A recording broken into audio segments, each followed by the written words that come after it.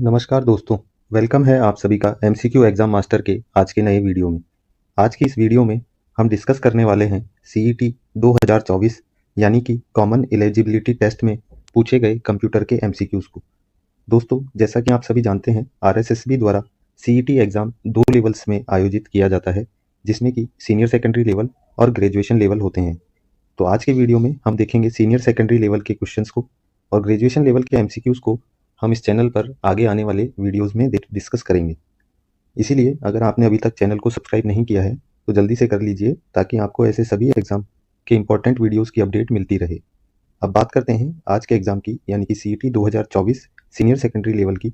ये exam 6 phases में आयोजित किया गया था और हर फेज़ में लगभग 10 प्रश्न कंप्यूटर के पूछे गए थे। इस तरह से आज के वीडियो में हम लगभग 60 क्वेश्चंस को डिस्कस करेंगे। दोस्तों, साथ ही साथ मैं आपको ये भी बताना चाहूँगा कि ये क्वेश्चंस केवल सीईटी के लिए ही इम्पोर्टेंट नहीं है, बल्कि अगर आप चैनल पर अवेलेबल प्रीवियस ईयर के क्वेश्चंस को देखेंगे, अलग-अलग एग्ज़ाम के जो अपलोड किए गए हैं, उनमें पाएंगे कि यही सवाल हैं जो बार-बार रिपीट होकर अलग-अलग एग्ज़ाम्स में डिफरेंट लैंग्वेज में पूछे जा रहे हैं। इसीलिए यह वीडियो आपकी मेन एग्ज़ाम की तैयारी के लिए भी काफ़ी इम्पोर्टेंट है। इस एग्ज़ाम्स के लिए सिलेबस आप यहाँ स्क्रीन पर देख सकते हैं। ये वही सिलेबस है जो लगभग सभी कॉम्पिटिटिव एग्ज़ाम्स के कंप्यूटर के सिलेबस में इन्वॉल्व रहता है। दोस्तों, ज़्यादा टाइम ना लेते हुए हम स्टार्ट करते हैं आज के क्वेश्चंस को।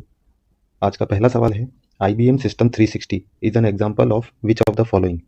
सवाल में पूछा गया है IBM सिस्टम 360 कौन सी जनरेशन का कंप्यूटर का एग्जाम्पल है। ऑप्शन में हमें अलग अलग जनरेशन्स दी गई हैं। इस सवाल के लिए सही जवाब है ऑप्शन सी, यानी कि थर्ड जनरेशन कंप्यूटर का ये एग्जाम्पल है IBM सिस्टम 360। आप यहाँ स्क्रीन पर देखेंगे कंप्यूटर जनरेशन से संबंधित लगभग सभी जानकारी यहाँ दी गई है। मैं आप सभी से रिक्वेस्ट करूंगा कि इस डिटेल को ज़रूर से पढ़ के जाएं और ये काफ़ी ज़रूरी है क्योंकि इससे संबंधित कोई ना कोई सवाल किसी न किसी एग्ज़ाम में ज़रूर पूछा जाता है।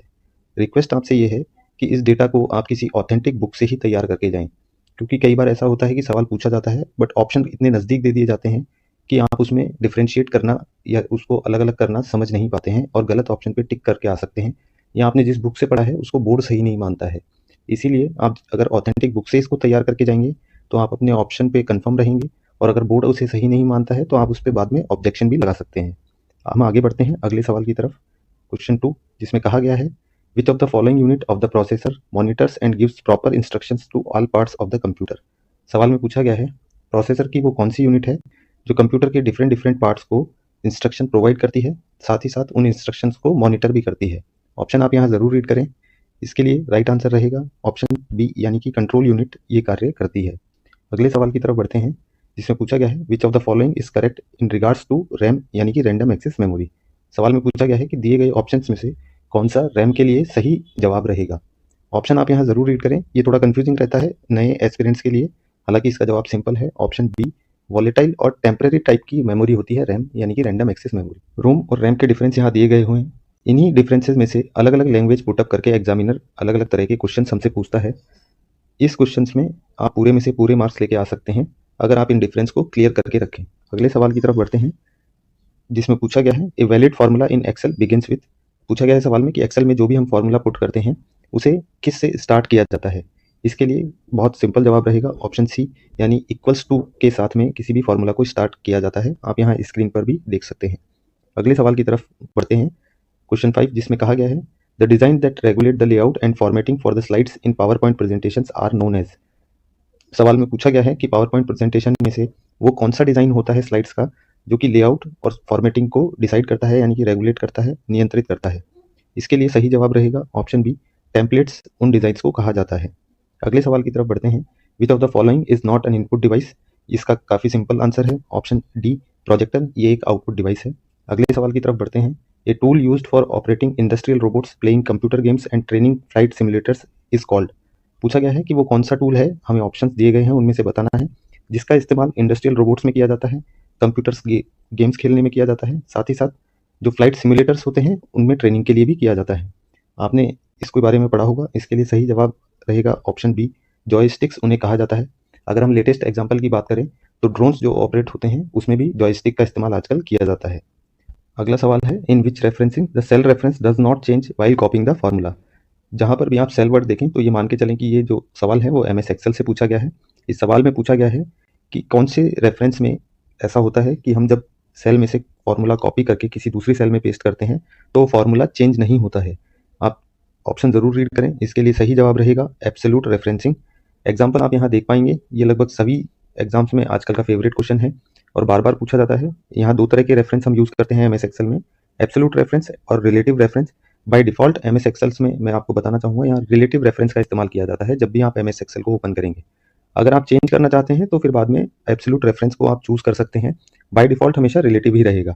तो यहाँ एब्सोल्यूट रेफरेंस की बात आ रही है। ऑप्शन बी में आप देखेंगे, कॉलम बी में आप देखेंगे एग्जाम्पल जो दिया गया है स्क्रीन पर, वहाँ पर फॉर्मूला चेंज नहीं होता है और रिजल्ट सेम रहता है। जबकि रिलेटिव रेफरेंस में क्या होता है, जब भी हम सेल से कॉपी करते हैं फॉर्मूला को और दूसरे सेल में पेस्ट करते हैं तो सेकंड सेल में पेस्ट किया गया फॉर्मूला अकॉर्डिंगली अपनी वैल्यूज़ को चेंज कर लेता है उस फॉर्मूला के अकॉर्डिंग। अगले सवाल की तरफ बढ़ते हैं जिसमें पूछा गया है which of the following is a smallest data unit of a computer. दिए गए ऑप्शंस में से हमें बताना है कि सबसे छोटी यूनिट कौन सी है डेटा की। इसके लिए सही जवाब रहेगा ऑप्शन डी यानी कि निब्बल। जिन्होंने भी सी जवाब चूज़ किया है वो गलत है, बाइट नहीं है। आप यहाँ लिस्ट में देख सकते हैं सबसे स्मॉलेस्ट होती है बिट, जो कि ऑप्शन में नहीं दी गई है, और बिट के बाद निब्बल को सबसे छोटा यूनिट माना जा सकता है जिसके अंदर 4 बिट कंटेन किए गए होते हैं। अगले सवाल की तरफ बढ़ते हैं जिसमें पूछा गया है which of the following is a second generation computer. हमें बताना है कि कौन सा सेकंड जनरेशन कंप्यूटर का एग्जांपल है। हमने पीछे देखा था डिटेल्स भी, जिसके अंदर कंप्यूटर का ऑप्शन दिया गया था और हमें जनरेशन बतानी थी। यहाँ जनरेशन के अकॉर्डिंग ऑप्शन दिए गए हैं और हमें राइट चूज़ करना है कि कौन सा कंप्यूटर उस जनरेशन को बिलोंग करता है। इसके लिए सही जवाब रहेगा ऑप्शन सी यानी कि IBM 7030। अगले सवाल की तरफ मूव करते हैं जहाँ पूछा गया है HTTP का फुल फॉर्म हमें बताना है। ऑप्शन आप यहाँ ज़रूर रीड करें। इस तरह के सवालों को आप जल्दी से करने की कोशिश ना करें क्योंकि इसमें कैच केवल एक ही वर्ड का होता है और आप जल्दबाजी में इस तरह के सवालों को गलत कर सकते हैं। इसके लिए सही जवाब रहेगा ऑप्शन डी यानी कि हाइपर टेक्स्ट ट्रांसफर प्रोटोकॉल। अगले सवाल की तरफ बढ़ते हैं जहाँ पर हमसे पूछा गया है कि मैच कॉलम 1 विद कॉलम 2। एक कॉलम में डेसिमल वैल्यूज़ दी गई हैं, दूसरे कॉलम में बाइनरी वैल्यूज़ दी गई हैं। अगर आप इसे सॉल्व करेंगे तो ये एक न्यूमेरिकल क्वेश्चन है, बट इसका डायरेक्ट आंसर मैं आपको यहाँ बताता हूँ। इसके लिए मैच है ऑप्शन बी। मैच आप स्क्रीन पर भी देख सकते हैं। मैं इसके रिगार्डिंग आपको यहाँ स्क्रीन पर दिखाना चाहूँगा। आप एटलीस्ट 0 से लेकर 16 तक की वैल्यूज़ जो हेक्साडेसिमल तक यूज़ होती हैं उनकी बाइनरी और हेक्साडेसिमल कन्वर्जन आप याद करके जाएँ। इस टेबल को आप माइंड में रखेंगे तो आप अपना समय भी बचा पाएंगे। अगले सवाल की तरफ बढ़ते हैं। USB का फुल फॉर्म हमें यहाँ बताना है। USB का फुल फॉर्म होता है, राइट आंसर है इसका ऑप्शन ए यूनिवर्सल सीरियल बस। अगले सवाल की तरफ बढ़ते हैं। Which of the following translators converts high level language into low level language at once. यहाँ हमें सवाल को अच्छे से समझने की ज़रूरत है। आप ऑप्शन ज़रूर रीड करें। मैं आपको सवाल बताता हूँ। सवाल में पूछा गया है कि कौन से ट्रांसलेटर का इस्तेमाल किया जाता है जो कि हाई लेवल लैंग्वेज को लो लेवल लैंग्वेज में कन्वर्ट करता है एक ही बार में। यहाँ पर एक ही बार वर्ड का इस्तेमाल बहुत इंपॉर्टेंट है और इसको समझने के हिसाब से ही हम सही जवाब दे पाएंगे। इसके लिए सही जवाब रहेगा ऑप्शन बी यानी कि कंपाइलर। अब मैंने आपको एट वंस के लिए क्यों बताया, क्योंकि जो इंटरप्रेटर है वो भी हाई लेवल लैंग्वेज को लो लेवल लैंग्वेज में कन्वर्ट करता है, बट वो लाइन वाइज लाइन कन्वर्ट करता है। यहाँ पर एट वंस पूछा गया है, इसीलिए कंपाइलर इसका सही जवाब है। अगले सवाल की तरफ बढ़ते हैं। Which of the following is not an input device of computer. पूछा गया है कि कंप्यूटर में कौन सा दिए गए ऑप्शन में से इनपुट डिवाइस नहीं है, तो राइट आंसर है ऑप्शन डी मॉनिटर, एक आउटपुट डिवाइस है। अगले सवाल की तरफ बढ़ते हैं जिसमें पूछा गया है data are transferred between different components of a computer system using physical wire called. पूछा गया है कंप्यूटर में डिफरेंट कंपोनेंट्स के बिटवीन में फिजिकल वायर्स के थ्रू में डेटा ट्रांसफर किया जाता है, उन वायर्स को क्या कहा जाता है। इसके लिए सही जवाब रहेगा ऑप्शन सी, उन्हें बस कहा जाता है या बसेस भी हम कहते हैं। डिफरेंट टाइप ऑफ बसेस आप ज़रूर याद करके जाएं। स्क्रीन पर आप समझ सकते हैं इसको, हम ज़्यादा समय न लेते हुए अगले सवाल की तरफ बढ़ते हैं। अगले सवाल में पूछा गया है in Microsoft word which of the following provides information about the current document. सवाल में पूछा गया है कि माइक्रोसॉफ्ट वर्ड में कौन सी चीज़ है दिए गए ऑप्शंस में से जो कि हमें जो करंट डॉक्यूमेंट ओपन है उसकी डिटेल्स के बारे में बताता है या जानकारी देता है। इसके लिए सही जवाब रहेगा ऑप्शन सी स्टेटस बार। आप यहाँ स्क्रीन पर देख पाएंगे किसी भी वर्ड डॉक्यूमेंट में बॉटम यानी कि नीचे की तरफ में एक पट्टी होती है जिसे स्टेटस बार कहा जाता है और उसी स्टेटस बार में उस डॉक्यूमेंट से रिलेटेड लगभग सभी जानकारियाँ अवेलेबल रहती हैं। अगली क्वेश्चन की तरफ बढ़ते हैं जिसमें पूछा गया है which of the following is not a function of MS Excel. Options आप अच्छे से ध्यान से रीड करें, ये काफ़ी ट्रिकी क्वेश्चन है जिसमें हमें बताना है कि MS एक्सेल में से नीचे दिए गए ऑप्शंस में से कौन सा एक फंक्शन का एग्जाम्पल नहीं है। इसके लिए सही जवाब मैं बताना चाहूँगा ऑप्शन डी सब्ट्रैक्ट। सब्ट्रैक्ट एक फंक्शन नहीं है, ये हमें यहाँ समझ के चलना पड़ेगा। एक्सेल में फार्मूलाज अलग होते हैं और फंक्शंस अलग होते हैं। सब्ट्रैक्ट एक फार्मूला का एग्जाम्पल है जबकि बाकी सारे ऑप्शन MS एक्सेल में यूज़ किए जाने वाले फंक्शन के एग्जाम्पल हैं। हम अगले क्वेश्चन की तरफ मूव करते हैं जहां बताना है हमें 1 zettabyte is equals to 1 zettabyte किसके बराबर होता है। दिए गए ऑप्शंस में से हमें राइट वन चूज करना है। इसके लिए सही जवाब रहेगा ऑप्शन ए, यानी कि 1024 एक्साबाइट के बराबर होता है। आप ये टेबल ज़रूर याद करके जाएं। डिफरेंट कन्वर्जन डेटा के सॉरी डिफरेंट कन्वर्जन यहाँ पर एग्जाम में पूछे जाते हैं। आप इसे 10 की पावर में भी याद करके जाएं। नेक्स्ट मूव करते हैं, which of the following shortcut key of PowerPoint that helps to present the slide from beginning. सवाल में हमें बताना है कि पावर पॉइंट में अगर हमें प्रेजेंटेशन को स्टार्ट से स्टार्ट करना है या स्लाइड शो स्टार्ट करना है तो उसके लिए हम किस शॉर्टकट की का इस्तेमाल करेंगे। ये क्वेश्चन भी काफ़ी ज़्यादा रिपीट होता है। इसके लिए सही जवाब रहेगा ऑप्शन सी, यानी कि F5। कन्फ्यूजन आप यहाँ क्लियर कर सकते हैं। अगर हमें बिगिनिंग से स्टार्ट करना है स्लाइड शो तो हम F5 की का इस्तेमाल करेंगे, और अगर हम जिस भी करंट स्लाइड पर हैं और उसी करंट स्लाइड से अगर हमें स्लाइड शो स्टार्ट करना है तो हम शिफ्ट प्लस F5 शॉर्टकट की का इस्तेमाल करेंगे। अगले क्वेश्चन की तरफ बढ़ते हैं। DigiLocker is a flagship initiative of which ministry. हमें बताना है कि डिजी लॉकर जो ऐप है जिसका इस्तेमाल लगभग सभी फोन्स में आजकल किया जाता है, उस डिजी लॉकर का इनिशिएटिव किस मिनिस्ट्री के अंडर किया गया था। इसके लिए सही जवाब रहेगा, और रिलेटेबल है भी है, साथ ही साथ काफ़ी ईजी आंसर भी है, एलिमिनेशन के हिसाब से आप निकाल सकते हैं। इसका सही जवाब है option C, ministry of electronics and IT का इनिशिएटिव है, ये है। अगले क्वेश्चन की तरफ बढ़ते हैं, जहाँ पूछा गया है 1 पेटाबाइट इज इक्वल्स टू। अभी हमने रिसेंटली ही टेबल देखा है, तो इसका जवाब आप जल्दी से बताएं। इसके लिए राइट आंसर रहेगा ऑप्शन ए, 1024 TB यानी कि टेराबाइट। अगले क्वेश्चन की तरफ मूव करते हैं, which of the following in spreadsheet is a method of arranging the data in ascending और डिसेंडिंग ऑर्डर। हमें बताना है कि स्प्रेडशीट यानी कि MS एक्सेल की बात हो रही है। स्प्रेडशीट में अगर हमें किसी डेटा को असेंडिंग यानी कि बढ़ते हुए और डिसेंडिंग यानी घटते हुए क्रम में अगर हमें जमाना है उस डेटा को, तो हम दिए गए ऑप्शंस में से किसका इस्तेमाल करेंगे। इसके लिए सही जवाब रहेगा ऑप्शन बी, सॉर्टिंग का इस्तेमाल करते हैं। जैसे कि हमें 1 से लेकर 10 तक के नंबर हैं, अगर उन्हें हमें सीरीज वाइज अरेंज करना है, जैसे कि 1 2 3 4 5, या उल्टे क्रम में जैसे कि 10 9 8 7, साथ ही साथ हम इसे अल्फ़ाबेटिकली भी डिज़ाइन कर सकते हैं। नेक्स्ट मूव करते हैं, which of the following is a system software. हमें पूछा गया है सवाल में कि नीचे दिए गए ऑप्शंस में से कौन सा सिस्टम सॉफ्टवेयर का एग्जाम्पल है। ये एक इजी क्वेश्चन है, जिसके लिए राइट आंसर है ऑप्शन डी, लिनक्स। ये लिनक्स एक सिस्टम सॉफ्टवेयर का एग्जाम्पल है। आप स्क्रीन पर देख पाएंगे different type of system software कौन कौन से अवेलेबल हैं। नेक्स्ट मूव करते हैं, which of the following printer is noiseless, high speed and high quality. दिए गए ऑप्शंस में से हमें बताना है कि कौन से टाइप का प्रिंटर नॉइजलेस यानी बिना आवाज़ के कार्य करता है, उसकी स्पीड भी ज़्यादा होती है। स्पीड से यहाँ मतलब पेजेस पर मिनट होता है, कितने पेजेस वो पर मिनट प्रिंट कर सकता है। साथ ही साथ हाई क्वालिटी का प्रिंट वो जनरेट करता है। इसके लिए राइट आंसर रहेगा ऑप्शन डी, यानी कि लेज़र प्रिंटर। अगले सवाल की तरफ बढ़ते हैं, जहाँ पर पूछा गया है which function key is used to edit cell contents in spreadsheet. यहाँ पर शॉर्टकट की के बारे में पूछा गया है कि हमें कौन सी फंक्शन की हमें यूज़ करनी चाहिए अगर किसी भी सेल में हमें एडिट करना है डेटा को या कंटेंट को। इसके लिए सही जवाब रहेगा ऑप्शन बी, F2 की का इस्तेमाल करके हम ये कार्य कर सकते हैं। यहाँ आप स्क्रीन पर देख पाएंगे MS एक्सेल में फंक्शन कीज़ यानी कि F1 से लेके F12 तक की कीज़ के शॉर्टकट का कैसे इस्तेमाल किया जाता है। यहाँ पर कुछ शॉर्टकट कीज़ MS एक्सेल के अलावा बाकी फॉर्मेट्स में भी इस्तेमाल किए जाते हैं, जैसे कि MS वर्ड और MS ऑफिस के अलग अलग डॉक्यूमेंट फॉर्मेट्स में ये कीज़ कॉमन रहती हैं। जैसे कि मैं एग्जांपल के लिए बताना चाहूँगा, F7 का इस्तेमाल MS वर्ड में भी इसी तरह किया जाता है जिस तरह से MS एक्सेल में किया जाता है। अगले सवाल की तरफ बढ़ते हैं, जहाँ हमें बताना है which among the following keys is used for checking grammar and spelling in MS word. जैसा कि अभी हमने डिस्कस किया था, सवाल में पूछा गया है MS वर्ड में ग्रामर और स्पेलिंग चेक करने के लिए कौन सी की का इस्तेमाल किया जाएगा। तो अभी हमने देखा था, राइट आंसर है ऑप्शन डी, F7। अगले सवाल की तरफ बढ़ते हैं, which of the following is an output device. नीचे दिए गए ऑप्शंस में से कौन सा आउटपुट डिवाइस का एग्जाम्पल है। इसके लिए राइट आंसर है ऑप्शन सी, यानी कि स्पीकर। अगले सवाल की तरफ बढ़ते हैं, in which generation of microprocessor VLSI chip 32 bit is used. पूछा गया है कौन से जनरेशन के कंप्यूटर थे जिनमें VLSI चिप का use as a microprocessor किया गया था। जो हमने इस वीडियो के फर्स्ट क्वेश्चन में एक्सप्लेनेशन देखा था, वहाँ से आप इस चीज़ को देख पाएंगे। यहाँ पर VLSI का मतलब वेरी लार्ज स्केल इंटीग्रेशन से है, और इसके लिए राइट आंसर रहेगा ऑप्शन डी, 4th जनरेशन के कंप्यूटर में VLSI चिप का इस्तेमाल किया गया था। अगले सवाल की तरफ बढ़ते हैं, what is the full form of EEPROM। हमें यहाँ EEPROM का फुल फॉर्म बताना है। ऑप्शन आप अच्छे से रीड करें, इसके लिए सही जवाब बताते हैं डायरेक्टली। इसके लिए राइट आंसर है ऑप्शन बी, जिसमें बताया गया है electrically erasable programmable read only memory ही EEPROM का फुल फॉर्म होता है। अगले सवाल की तरफ बढ़ते हैं, which of the following is the transistors capacity of the first microprocessor produced by Intel corporation. सवाल में बताना है कि इंटेल कॉर्पोरेशन के द्वारा वो कौन सा पहला माइक्रो प्रोसेसर था जिसके अंदर ट्रांजिस्टर की कैपेसिटी को हमें डिफाइन करना है। ट्रांजिस्टर की कैपेसिटी के लिए ऑप्शन दिए गए हैं, यानी कि कितने ट्रांजिस्टर्स उस माइक्रो प्रोसेसर में इस्तेमाल किए जा सकते थे या किए गए थे।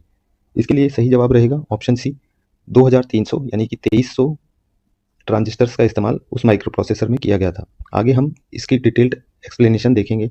1971 में इसे जनरेट किया गया था। इसका नाम था इंटेल 4004। 2021 के साथ में इसका कंपैरिजन किया गया है। आप इस डिटेल को ज़रूर पढ़ के जाएं। ये इसीलिए ज़रूरी हो जाता है कि किसी भी तरह के क्वेश्चन जब एग्जाम में पूछे जाते हैं और उससे संबंधित जानकारी अगर हम समय रहते प्राप्त कर लेते हैं तो इस तरह के सवाल अगर दोबारा आने के चांसेस रहते हैं तो आप ये मान के चलें 99% स्टूडेंट्स उसको नहीं कर पाएंगे। और अगर आपने साथ ही साथ इस डेटा को समझ लिया है तो आपके यहाँ प्लस पॉइंट्स बन जाते हैं और आप कॉम्पिटिशन में आगे बढ़ सकते हैं। अगले सवाल की तरफ मूव करते हैं, जहाँ पूछा गया है which of the following command of Excel will take you to the next workbook window. सवाल में पूछा गया है कि कौन सी शॉर्टकट की के इस्तेमाल के साथ में या कौन सी कमांड का यूज़ करके हम एक्सेल में नेक्स्ट वर्कबुक विंडो की तरफ मूव कर सकते हैं। इसके लिए सही जवाब रहेगा option D, control plus F6 या कंट्रोल प्लस टैब का इस्तेमाल करके हम नेक्स्ट वर्कबुक विंडो की तरफ मूव कर सकते हैं। मैं मानता हूँ ये काफ़ी हार्ड क्वेश्चन है, बट जो भी है हमें याद करके रखना पड़ेगा और डिफरेंट शॉर्टकट कीज हमें समझ के रखनी पड़ेंगी। अगले सवाल की तरफ बढ़ते हैं। Which of the following is shortcut command for print in MS office. हमें बताना है MS ऑफिस में प्रिंट के लिए कौन सी शॉर्टकट की का इस्तेमाल किया जाता है। इसके लिए राइट आंसर है option C, control plus P। यहाँ पर मैं बताना चाहूँगा बहुत सारे एग्जाम्स में कंट्रोल प्लस F2 का भी ऑप्शन दिया गया होता है, तो दोनों का डिफरेंस आप यहाँ समझ सकते हैं स्क्रीन पे, ये बहुत ज़रूरी है। नेक्स्ट क्वेश्चन की तरफ बढ़ते हैं। Which of the following storage device can store maximum amount of data. दिए गए ऑप्शंस में से हमें बताना है कि कौन सी स्टोरेज डिवाइस सबसे ज़्यादा डेटा को स्टोर करके रख सकती है। इसके लिए सही जवाब रहेगा ऑप्शन ए, हार्ड डिस्क। आप यहाँ टेबल देख सकते हैं, इसको रिवाइज करके जाएं। नेक्स्ट क्वेश्चन की तरफ बढ़ते हैं। Which of the following is used for spell checking in Excel. आप देखेंगे कि पहले MS वर्ड के लिए पूछा गया था, वही सवाल लैंग्वेज चेंज करके पूछा गया है कि एक्सेल में स्पेल चेकिंग के लिए हम किस की का इस्तेमाल करते हैं। सिंपल आंसर है ऑप्शन डी, F7। अगले सवाल की तरफ बढ़ते हैं, जहां हमें बताना है which of the following function displays current system date in spreadsheet. Spreadsheet यानी कि MS एक्सेल के अंदर कौन से फंक्शन का इस्तेमाल किया जाए कि वो करंट सिस्टम डेट को वहां पर शो करे। तो इसके लिए सही जवाब रहेगा ऑप्शन बी, टुडे का इस्तेमाल किया जाएगा with small brackets. Different functions आप यहाँ स्क्रीन पर देख सकते हैं। अगले सवाल की तरफ बढ़ते हैं, जहां पूछा गया है which of the following is not a character formatting in word processing tool. हमें सवाल में पूछा गया है कि नीचे दिए गए ऑप्शंस में से कौन सा कैरेक्टर फॉर्मेटिंग का एग्जाम्पल नहीं है वर्ड प्रोसेसिंग के अंदर। यहाँ पर राइट आंसर रहेगा ऑप्शन बी, अलाइनमेंट। ये एक कैरेक्टर फॉर्मेटिंग का एग्जाम्पल नहीं है। अलाइनमेंट के सहायता से हम पैराग्राफ की फॉर्मेटिंग करते हैं। अगले सवाल की तरफ बढ़ते हैं, जहाँ पूछा गया है integrated circuits ICs are related to which generation of computer. ICs किस जनरेशन के कंप्यूटर से रिलेटेड हैं। यहाँ पर साथ ही साथ मैं एक डाउट क्लियर करना चाहता हूँ छोटा सा। यहाँ पर ICs की फुल फॉर्म इंटीग्रेटेड सर्किट होती है, ना कि इंटीग्रेटेड चिप। तो आप इसको भी याद करके जाएं, ये काफ़ी इजी है और कभी क्वेश्चन में आया तो बहुत सारे लोग इसका गलत जवाब दे सकते हैं। इसके लिए सही जवाब रहेगा ऑप्शन सी, थर्ड जनरेशन के अंदर ICs का इस्तेमाल सबसे पहले किया गया था। अगले सवाल की तरफ बढ़ते हैं। What is fly in in MS power point. हमें बताना है कि MS पावर पॉइंट में फ्लाई इन क्या है। दिए गए ऑप्शंस में से हमें राइट आंसर चूज करना है। इसके लिए सही जवाब है ऑप्शन सी। जैसा कि आप देखेंगे कि राइट ऑप्शन के लिए जो टिक बॉक्स है वो अभी जिस तरह से आया है, ये फ्लाई इन ऑप्शन का या एनिमेशन का ही एग्जाम्पल है। अगले सवाल की तरफ बढ़ते हैं। Which of the following statements is not true about floppy disk. हमें बताना है कि नीचे दिए गए ऑप्शंस में से फ्लॉपी डिस्क से रिलेटेड कौन सा स्टेटमेंट करेक्ट नहीं है। ऑप्शन आप ज़रूर रीड करें। इसके लिए सही जवाब रहेगा ऑप्शन बी, जिसमें कहा गया है data can only be read और write when write protect notch is closed और कवर्ड। ये बिल्कुल गलत है। जब किसी भी रीड और राइट हेड को प्रोटेक्ट कर लिया जाएगा, कवर कर लिया जाएगा, तो फिर वो कैसे रीड और राइट कर सकता है। इसके लिए उसका खुला रहना ज़रूरी है। नेक्स्ट क्वेश्चन की तरफ बढ़ते हैं। आप जो अभी स्क्रीन पर एनिमेशन देख रहे हैं ये शायद उसी से रिलेटेड है। What a special effect is called that occur when you move from one slide to next during on screen presentation. जब भी ऑन स्क्रीन प्रेजेंटेशन चल रहा होता है तो वो कौन सा इफेक्ट है दिए गए ऑप्शंस में से वो उत्पन्न होता है या पैदा होता है उस समय पर जब हम एक स्लाइड से दूसरी स्लाइड की तरफ मूव करते हैं। जैसा कि आपने अभी एक एनिमेशन इफेक्ट देखा था पिछले क्वेश्चन से, जब हम नेक्स्ट क्वेश्चन की तरफ आए तो आप ये मान सकते हैं पिछली स्लाइड से जब हम इस स्लाइड पर आए तो ये जो एनिमेशन इफेक्ट जनरेट हुआ है स्क्रीन पर, इसे नीचे दिए गए ऑप्शंस में से क्या कहेंगे। इसके लिए बहुत सारे एस्पिरेंट्स हो सकता है एनिमेशन वर्ड के इस्तेमाल से एनिमेशन रिलेटेड कोई ऑप्शन चूज कर लें, पर इसके लिए सही जवाब रहेगा ऑप्शन ए। इसे स्लाइड ट्रांजिशन कहते हैं। ट्रांजिशन यानी एक स्लाइड से दूसरे स्लाइड में जाना या ट्रैवल करना। नेक्स्ट मूव करते हैं क्वेश्चन 42, जिसमें पूछा गया है blank space is the shortcut key that hides the selected columns in Excel. हमें बताना है कि नीचे दिए गए ऑप्शंस में से वो कौन सी शॉर्टकट की है जिसके इस्तेमाल से एक्सेल में किसी कॉलम को छुपाया जा सकता है। इसका आंसर है ऑप्शन डी, कंट्रोल+0 के इस्तेमाल से हम ये कॉलम को हाइड कर सकते हैं एक्सेल शीट में। Control plus different numerical shortcut keys के कॉम्बिनेशन के यूज़ आप यहाँ स्क्रीन पर देख सकते हैं। हम अगले सवाल की तरफ बढ़ते हैं, जिसमें कहा गया है which of the following statement is not true about the different type of MS word alignment. हमें यहाँ MS वर्ड अलाइनमेंट से रिलेटेड कुछ स्टेटमेंट्स दिए गए हैं और उसमें हमें एक गलत स्टेटमेंट को आइडेंटिफाई करना है जो कि राइट आंसर रहने वाला है। आप ऑप्शन यहाँ पर ज़रूर रीड करें, इससे आपको अलाइनमेंट से रिलेटेड सारे डाउट्स भी क्लियर होंगे। इसके लिए सही जवाब रहेगा ऑप्शन डी, जस्टिफाई, जिसमें बताया गया है justify the only left side of the paragraph will be aligned including the last line. जिसमें कहा गया है कि केवल लेफ्ट साइड जो है वो जस्टिफाई अलाइनमेंट के अंदर एडजस्ट होती है, जो कि बिल्कुल गलत है। जब भी हम जस्टिफाई अलाइनमेंट का यूज़ करते हैं तो पूरा पैराग्राफ जो है वो मिडिल में नहीं आ जाता है, वो लेफ्ट और राइट दोनों साइड से एडजस्ट होता है। आप यहाँ स्क्रीन पर देख पाएंगे डिफरेंट टाइप ऑफ अलाइनमेंट कौन से होते हैं और उनके लिए कौन सी शॉर्टकट की का इस्तेमाल किया जाता है। जस्टिफाइड के लिए आप आइकन देखेंगे तो समझ पाएंगे लेफ्ट और राइट दोनों साइड से इक्वल मार्जिन लेफ्ट हो जाता है और पैराग्राफ उसी हिसाब से एडजस्ट हो जाता है। अगले क्वेश्चन की तरफ मूव करते हैं। Which of the following pair is not correct about the keyboard keys. पूछा गया है कि कीबोर्ड कीज कौन से सेगमेंट में फॉल करती हैं, वो हमें बताना है कि कौन सी की किस सेगमेंट को बिलोंग करती है।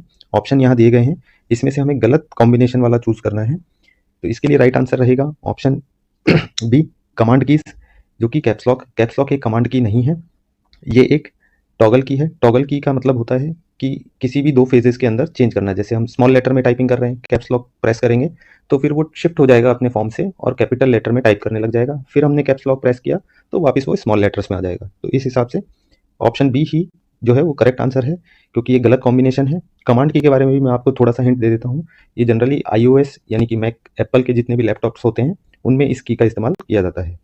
नेक्स्ट मूव करेंगे, उससे पहले आप यहाँ डिफरेंट सेक्शन देख सकते हैं कीबोर्ड के कीज का, इसको आप अच्छे से याद करके जाएं, इससे रिलेटेड क्वेश्चंस भी एग्जाम में पूछे जाते हैं। अगले सवाल की तरफ बढ़ते हैं। Which of the following is open command in MS office. हमें बताना है कि MS ऑफिस में कोई भी नया डॉक्यूमेंट ओपन करने के लिए किस कमांड का या शॉर्टकट की का इस्तेमाल किया जाता है। सिंपल क्वेश्चन है, इसके लिए राइट आंसर है ऑप्शन बी, कंट्रोल+O यानी कि ओपन का इस्तेमाल करके हम कोई भी डॉक्यूमेंट ओपन कर सकते हैं। अगले सवाल की तरफ बढ़ते हैं। आप यहाँ बेसिक शॉर्टकट की स्क्रीन पर देख सकते हैं, इनको भी आप याद करके जाएं। अगला सवाल है, which of the following is the most appropriate for the name of Excel sheet. इसमें पूछा गया है कि एक्सेल शीट का नेम रखने के लिए क्या वर्ड की लिमिट कैरेक्टर की लिमिट रहती है।